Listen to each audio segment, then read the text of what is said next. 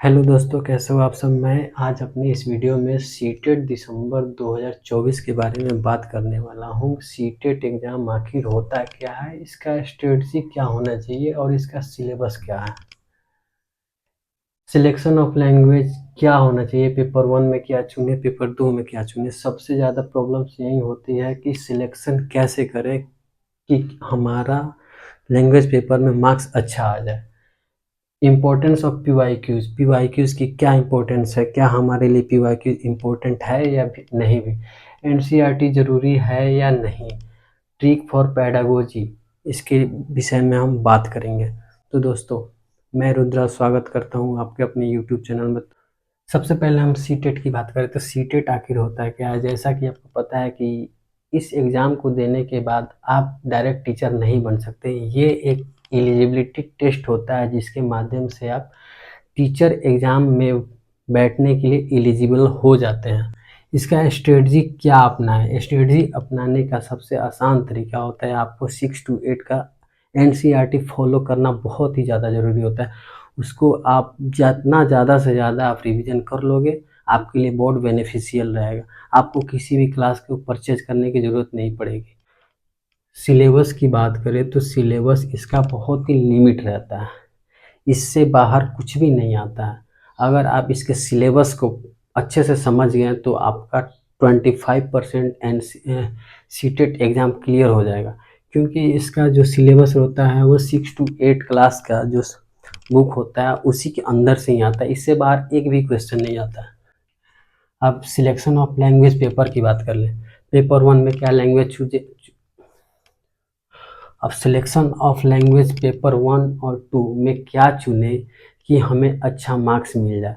सबसे ज़्यादा परेशानी यही होती है, आपको एग्ज़ाम हॉल में भी परेशानी होती है, जहां आपको देता है कि पेपर 1 90 से 120 क्वेश्चन नंबर। यहाँ बच्चे अक्सर गलती कर देते हैं। वो पेपर 2 में जो होता है वो 120 से स्टार्ट होता है, लेकिन क्वेश्चन पेपर में 91 से पेपर 2 भी दिया रहता है। लेकिन आपको ये सिलेक्शन नहीं करना है, आपको 120 के बाद का सिलेक्शन करना है। अब बात कर ले पेपर 1 में क्या चुना। पेपर 1 में आपका जो भी सब्जेक्ट हो, हिंदी हो, इंग्लिश हो, संस्कृत हो या भी कोई भी भाषा जो आपका स्ट्रॉन्ग हो, उसे आप पेपर 1 में चुनोगे।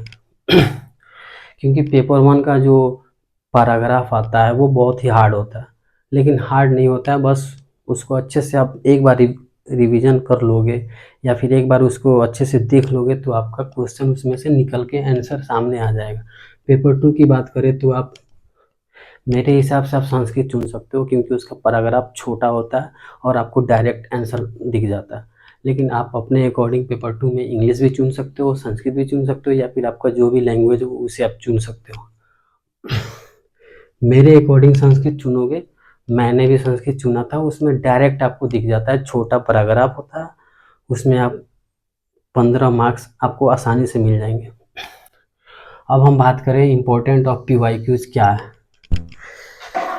देखिए, पी वाई क्यूज़ का इम्पोर्टेंट सीटेट में बहुत ही ज़्यादा है, क्योंकि विभाग के पास तो लिमिटेड सिलेबस है, और लिमिटेड सिलेबस है तो उससे बाहर तो क्वेश्चन जाएगा नहीं। तो एक क्वेश्चन को बार बार दोहराना ज़रूरी हो जाता है, क्योंकि उसके बाहर तक क्वेश्चन जाना है नहीं तो क्वेश्चन आएगा कहाँ से, आखिर विभाग बनाए तो बनाए कहाँ से। तो इम्पोर्टेंस बहुत ज़्यादा है पी वाई क्यूज़ का। अब एनसीईआरटी की बात कर लें हम, एनसीईआरटी ज़रूरी है या नहीं। मैं अपना पर्सनल एक्सपीरियंस बता रहा हूँ। मैंने किसी भी क्लास का सब्सक्रिप्शन नहीं लिया था। मैं एनसीईआरटी बुक को फॉलो किया था 6 to 8। मैं उसको 10 बार रिवीजन कर चुका था, मुझे एक एक लाइन याद हो चुका था। याद करने का भी ज़रूरत नहीं पड़ा था, लेकिन मुझे मेरे दिमाग में बैठ चुका था एनसीईआरटी का हर एक लाइन। अगर आप एनसीईआरटी को फॉलो करोगे तो ट्रस्ट मी, आपको किसी भी क्लास की सब्सक्रिप्शन लेने की ज़रूरत नहीं पड़ेगी। एनसीईआरटी बहुत बेनिफिशियल होता है भाई, समझ जाओ। मैं अपने पर्सनल एक्सपीरियंस से बताता हूँ। पहली बार में ही मैंने सीटेट क्लियर कर लिया और मेरा 100+ स्कोर आया हुआ। पेडागोजी के लिए मैं ट्रिक की बात बता दूँ तो सबसे ज़्यादा पेडागोजी में बच्चे फंसते हैं, लेकिन इसका एक आसान सा ट्रिक होता है। इसमें आप टैग वर्ड देख लो, टैग वर्ड से आपका 80% क्वेश्चन सॉल्व हो जाएगा। उसके बाद आपको इल्यूमिनेशन तरीके से आप इसको आसानी से हल कर सकते हो। ये एक ऐसा पोर्शन है जो हर एक सब्जेक्ट मिला के 75 मार्क्स का आता है, और बच्चे सबसे ज़्यादा इसी में फंसते हैं। डायरेक्ट क्वेश्चन तो आप कैसे भी बना सकते हो, तुक्का भी लगा सकते हो, लेकिन पेडागोजी का क्वेश्चन ऐसा होता है, इसमें आपको हर एक ऑप्शन सही ही नज़र आता है, लेकिन उसमें जो सबसे सही होता है वही आपको टिक करना होता है।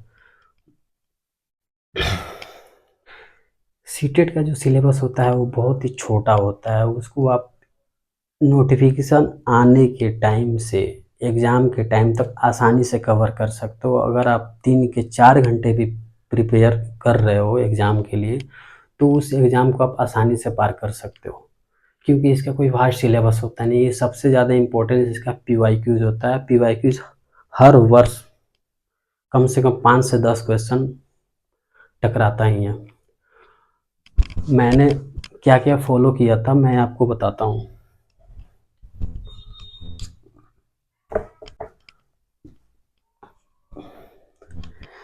सबसे पहले तो मैं NCERT बुक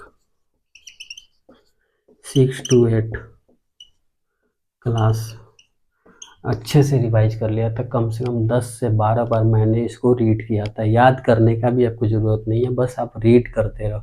आपको एक बार में समझ नहीं आएगा, 2 बार में समझ नहीं, तीसरा बार आपको ज़रूर से ज़रूर समझ में आएगा। मुझे भी नहीं आ रहा था समझ में, लेकिन 3 बार 4 बार रीड करने के बाद मेरे दिमाग में बैठ गया वो लाइन। उसके बाद मैं स्पेशलिस्ट SST वालों के लिए बात कर रहा हूँ। SST के लिए आपको, अगर आप NCERT बुक फॉलो कर रहे हो, और आपको करना क्या है, आपको कोई बुक परचेज करने की ज़रूरत नहीं है, जिसके लिए आपको कोई प्रैक्टिस सेट खरीदने की ज़रूरत नहीं पड़ेगी। आप NCERT बुक फॉलो करो और उसके बाद यूट्यूब पे जाके सर्च करना सनी सर फिल्टर सीरीज। इन्होंने हर एक चैप्टर वाइज जो भी सब्जेक्ट है, हिस्ट्री हो गया, पॉलिटी हो गया, ज्योग्राफी का, हर एक सब्जेक्ट का हर एक चैप्टर वाइज क्वेश्चन करा रखा है इन्होंने। ये सबसे ज़्यादा बेनिफिट हुआ मेरे लिए।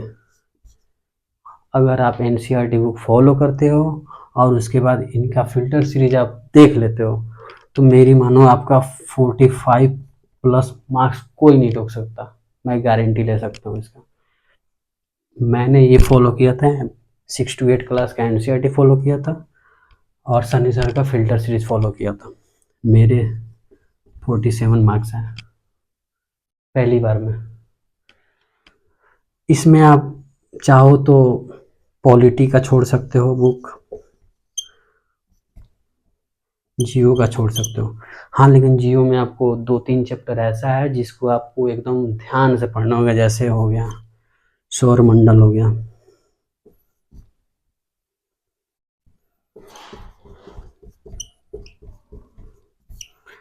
ग्लोबल, हो गया। इन दोनों चैप्टर से हर एक साल टिट्टो क्वेश्चन आता है।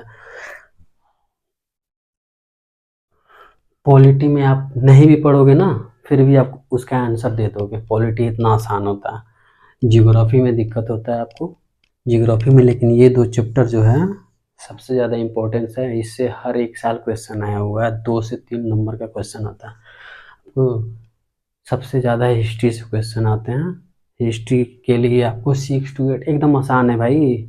7 क्लास का थोड़ा हार्ड हो जाता है, क्योंकि वो साउथ इंडिया का उसमें दिया रहता है, वो बहुत हार्ड हो जाता है। लेकिन अगर आप उसका 2 से 3 रीडिंग कर लोगे, वो एकदम आसान हो जाएगा। उसके बाद आप सनी सर का फ़िल्टर सीरीज ज़रूर से देखना यार, एकदम दिल खुश हो जाएगा। तो दोस्तों, कैसा लगा मेरा आज का वीडियो? अगर आपको वीडियो अच्छा लगे तो लाइक करना और सीटेट वाले स्टूडेंट के पास ज़रूर शेयर कर देना ताकि उनको भी बेनिफिशियल इसका मिल जाए। मैं अपना एक्सपीरियंस आपको शेयर कर दिया हूँ। वीडियो अच्छा लगे तो लाइक करना, अपने दोस्तों को शेयर कर देना। जय हिंद, जय भारत।